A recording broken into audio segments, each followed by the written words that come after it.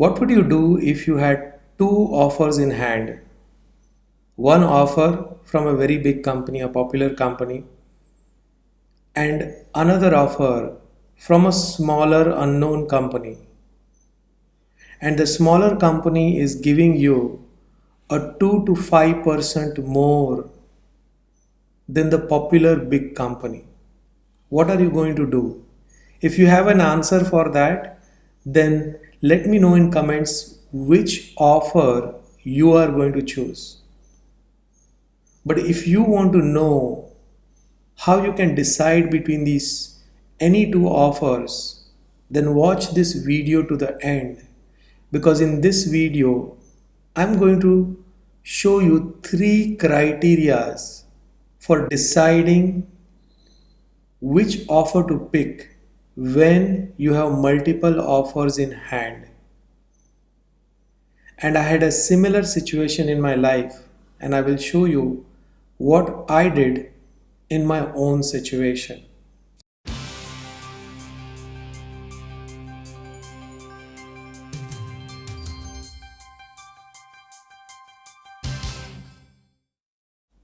Hello and welcome to Musings by Amit Patel. So if you are new to this channel, then subscribe to this channel, because here I'm going to share the ideas, insights, tools and tactics that has the potential to transform your world. So subscribe to this channel and let's come back to the question, which of the two offers are you going to choose? So in 2008, I got two offers. One offer from a very big company and one from a smaller company. So the small company gave me an offer which was more than the big company. What do you think? Which company did I choose? And I will tell you which company I chose. But I used three criterias. Of the three criterias, the first criteria is one, the feeling for the company. You understood it right. Feeling. How do you feel about both the companies? So one of the company made me feel really connected. There were multiple levels of interviews that happened. I met a few different people within the company. I had some friends in the company, so I know what this company was about. Okay, so one company made me feel like that. Another company was much more of a disconnected recruitment process. We just had two interviews. One was a technical interview, and then the final interview with the hiring manager. And then the manager sent me an email saying that this is what we offer to you. Okay, so I felt really good with the company where I had multiple interviews, where I met more people, and where I knew what I'm going to do. So I had more feeling for that company. Also, before even deciding on this, for one of the companies, I had done a lot of research. I had found out everything about that company. I had also researched the CEO of the company. I had seen how this person had grown from zero to wherever that particular company was at that point of time. So I had more connection with this one company. So ask yourself, how do you feel about the companies that have offered you? What is your feeling? Which one, if you had to just choose on the basis of feeling, which one would you choose? Then the second criteria was the location. Now, one company was located in such a place that I had to commute every day 50 to 50 minutes to 1 hour one way, which means that every day I would spend something like 2 hours in the traffic just to go to work and come back. Just imagine how many hours I was just going to lose in traffic for 1 year, more than 700 plus hours. Compared to that, the other company was closer to my home. The other company was just at a walking distance of 15 minutes, and if I take a vehicle, it would just take me 5 minutes to reach this place. Okay, so the second criteria is the location, and the third criteria is the actual role. So one company offered me a role which was a very generic role where I did not know what I am going to do in that company.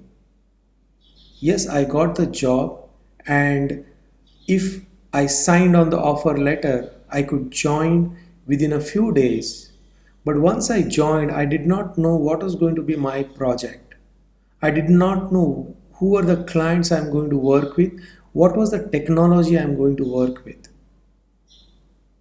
Whereas the other company, where I had multiple levels of interview, I also had an interview with a client.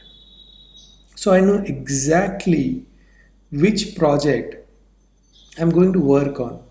I knew my role very clearly, that this is the kind of project, this is what is happening in the current state of the project, and when I join, this is what the client is expecting, this is what the company is expecting from me to do.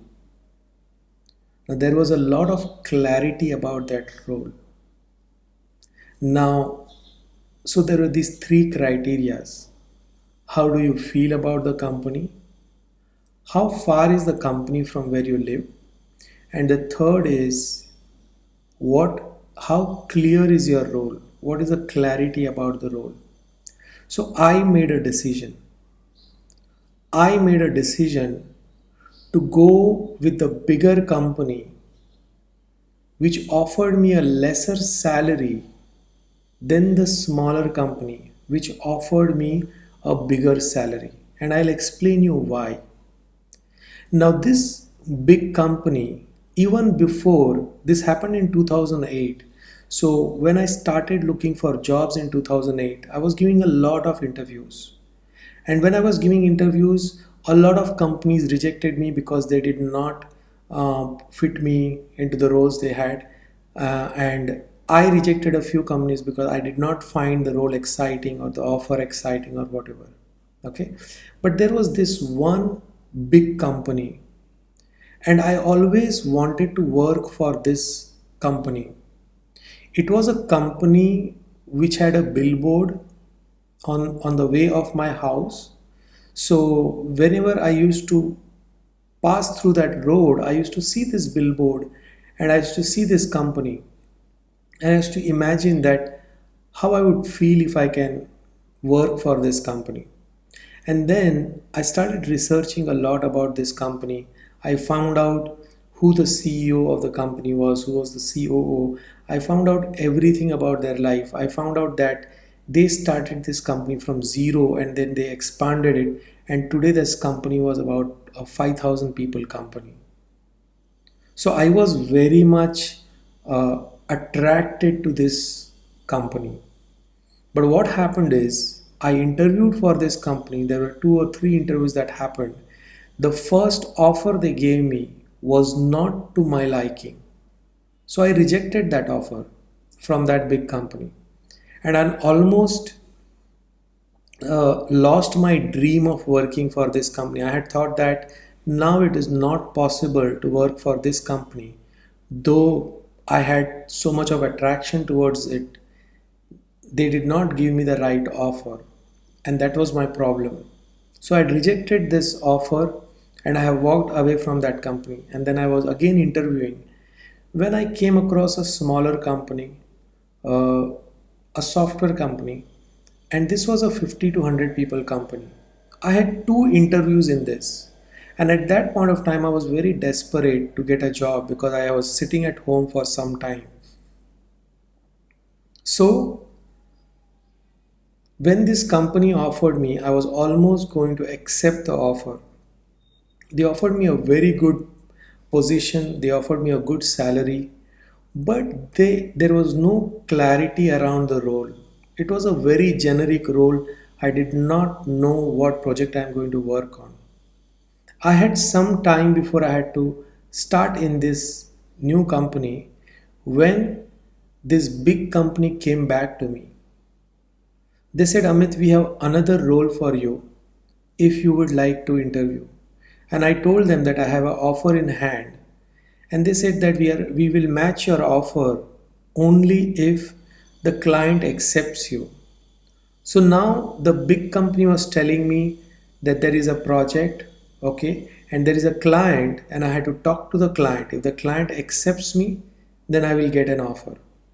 So I decided to go through the interviews because I had some time, and I went through all the interviews again.